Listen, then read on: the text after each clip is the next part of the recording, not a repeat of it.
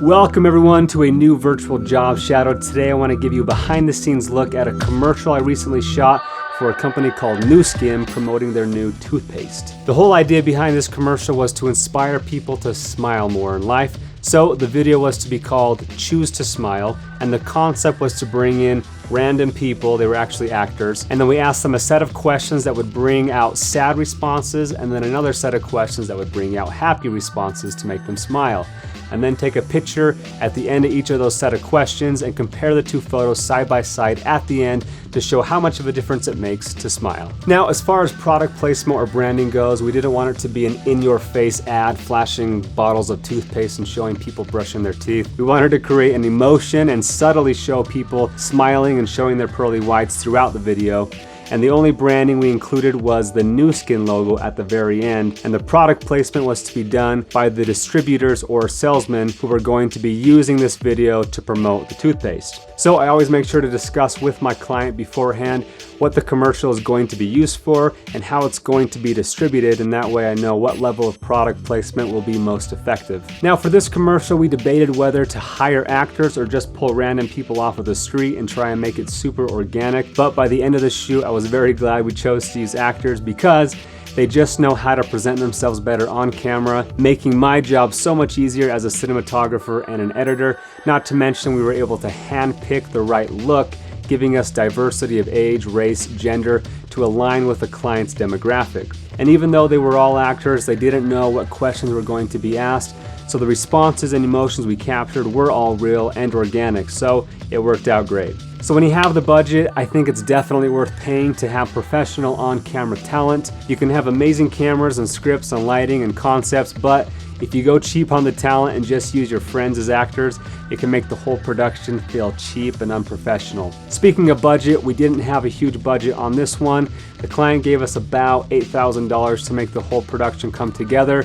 And to give you an idea of where that money goes, about $3,000 of that went to hiring out 6 or 7 actors, $500 went to rent out the location, $1,000 went to the producer, $1,500 went to me as my day rate to direct, shoot, and provide equipment, and then I charged $1,500 to provide a full 4-minute edit and a shorter 1-minute edit, and then we also paid a few $100s to makeup artists, sound designers, and other little things here and there. As far as the process goes for what it took from beginning to end to make this project come together, I was actually in San Diego on another shoot when I got the call about taking this project, and they had a really tight deadline and wanted to shoot the following week, so I actually hired out my buddy Lance Lowry to produce this one, and that allowed me to continue giving my full attention to my client in San Diego while having my next shoot all planned and ready for me to show up and shoot as soon as I got back the following week.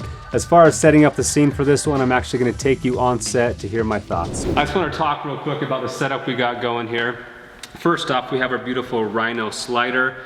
Second time I've used this for a client, and it is a beaut. I'm actually shooting most of this handheld on the Red, so I'm just kind of in and out, getting some super tight shots of like close-ups on the eye and the smiles. And then we have our 1DX sliding back and forth. I'm on the 50mm Sigma on my Red, and we're at about 55mm on this 70 or 24 to 70. As far as lighting goes, we have the Westcott Flex kit set up here, and I'm shooting through a nice giant diffusion. This is just, you know, a 5-in-1 pop-out reflector. So we get a nice soft look here on the face. Go ahead and look at his face right now, and you'll see kind of the soft fall off here. The shadows are super soft. Turn your head a little more that way. You get a nice soft fall off on the shadows, and now compare that to hard light on the face. And you can see that it's a lot harsher shadow here on the face. You have really cut and dry shadows. You can see exactly where those shadows are starting and ending. So all that diffusion is doing is making that light more flattering. Most people don't have perfect skin, and if you have really hard light, you're gonna see every detail on that face, so soft light just kind of smooths all that out. We got our nice Rode mic here getting us audio. We have a backup lav mic as well. Always run 2 things of audio, because guess what? We didn't roll audio on this on the first interview, so it was a good thing we had the lav running, otherwise we'd have to redo the whole thing. Very different. Shoot, man, I don't think your audio was ever on. We had this audio the whole time, but I don't think we ever... I definitely didn't rolled yours. Give me those headphones. That's why you lob them up. Yes. Yeah, it's clean. Okay. we're good, but just make sure we're rolling from now on. Back here, we have our other Westcott light taped to the wall. The reason for that is because we had a light stand right here holding it up to give us our nice hair light. Problem is, with that slider going back and forth, we were seeing the light stand here. So what we did is get rid of the light stand. These Westcott flexes are super awesome. They live up to their name. They flex, and you can just take it off of the stand and just tape it up against the wall. So that's kind of why we did that. As far as what we're doing with the face here, so basically what we have here is Rembrandt lighting. Come a little more that way. It's just a triangle of light that's appearing here. This is a super popular look in Hollywood, especially getting a dramatic feel. Everything's dark over here, light over here, pretty contrasty as far as the fill ratio from key light to fill light is pretty drastic, pretty contrasty and dramatic. And that's the look we're going for. And you just see that little pocket of light there, that triangle, that's called Rembrandt lighting, and we'll talk more about this later. And then you see on the back, we have a nice etched out backlight, hair light, helping separate him from the background. One other thing I'm looking for in here is the catch light. So you see from this giant reflection here, you can actually see it in his eyeball, and we'll cut to a shot of that. But that's called a catch light, where you can actually see the light catching in their eyes, and that always makes the eyes pop out and stand out more, and just a little more flattering look. But that's our basic setup here for all of our interviews. So yeah. So there you have the basics of how we set up this scene. I now just want to take a little more time to talk in depth about some of the creative choices we made. Going back to lighting, I want to reiterate that I was able to pull off this entire shoot with just 2 LED lights.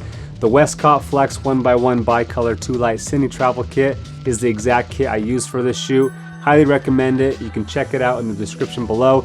But the point is, you don't need a huge expensive truckload of lights to pull off great lighting. I also want to point out that we had natural light flowing in from the window, and since daylight's color sits at about 5600 Kelvin, this gave us an awesome color contrast in the background as it offset the 3200 Kelvin LED lights. And color contrast, as I've talked about in other videos, helps create more depth to your image, making it more cinematic. Going back to the handheld look, I normally shoot most of my videos with the glide cam to give my shots that smooth, buttery look.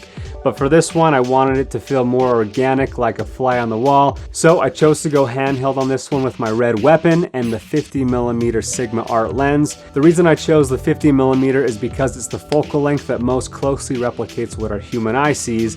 So it's a great lens to help the viewer feel like they are in the room and that the lens is their eyeball watching everything go down. Also, when shooting handheld, you have to be careful not to get too shaky with the camera movements, or else it's going to become disorienting and make your audience feel sick. So what I do is this. I keep the camera tight against my body with my left forearm underneath the camera, my left hand pulling focus on the lens, and my right hand firmly placed on top holding the handle, and that gives me 4 points of contact, keeping the camera stable and making my movement smoother so that that shaky handheld look isn't overdone. There were also a few shots in the final video from my Rhino slider, but the coolest ones came when I set my slider to time-lapse mode and had it slide the full 4 feet over 5 minutes, giving us a perfectly smooth sliding time-lapse. So that is an awesome feature of the Rhino slider, and again, you can check out in the description to see where you can get one of those.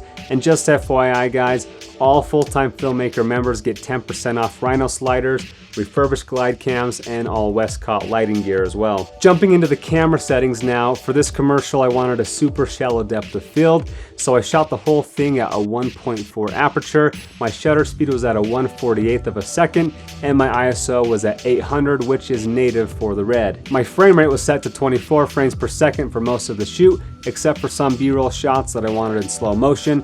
I shot those at 82 frames per second, which is the highest frame rate that the Red can shoot at 6K, and then I slowed that down to 24 frames per second in post. Speaking of post, this shoot was pretty easy to cover as far as filming the interviews and grabbing a few B-roll shots as we went along to help tell the story, but most of the storytelling happened in the editing room when I had to condense over 2 hours of interviews into just a 4-minute and a 1-minute edit. And to make my life a lot easier syncing up camera and audio inside Premiere Pro, I use the software Plural Eyes by Red Giant, which costs about $300, but full-time Filmmaker members get 50% off. So I was able to snag that for $150. But honestly, this software is a lifesaver. It perfectly syncs everything up in post, all the different cameras and audio sources, which saves me hours before every project, so definitely worth the money. And then once everything is synced up, I'll usually do 3 or 4 rounds of sifting or cutting through the footage, narrowing it down to usable footage, and eventually piecing it together to tell a story. This process usually takes about 10 to 15 hours, but it's super important to make sure you clearly get your message across in the least amount of time as possible. So I omitted a few clips here and there that weren't integral to the story and was able to get the edit under 4 minutes. And then once I'd finished that 4-minute edit, I had an even bigger challenge of creating a clear message in just 1 minute for an Instagram ad. So I'll provide a link in the description where you can go and watch the full 4-minute ad, and I'll play the 1-minute version at the end of this video so you can see what I chose to leave in and what I chose to omit. But that's basically it for my process for shooting a commercial. Hopefully that gives you guys a few good insights that can help you on your next shoot. To check out more virtual job shadows just like this one and take advantage of awesome student discounts on gear and software, check out fulltimefilmmaker.com. And if you have any further questions, please let me know. I don't think we smile enough. It's in our DNA to smile. There's a science behind it. It's part of your physiology. And people immediately respond to seeing the whites of your teeth and to seeing the sides of your lip curl up. And even if they're having the worst day ever, they'll smile back. Being happy is a choice that you have to make every day. Positivity is a mindset, and you just have to put yourself there. We control our own happiness. Depending on how much we focus on the positive versus the negative. If we focus on the negative things in our life, it's going to show in our physical appearance. Whereas if you walk around and you're thinking about positive things or thinking about the things that make you happy, the things that make you smile, it's going to show, it's going to reflect in your face and your body movement and everything you do. You choose whether or not you want to smile and be happy.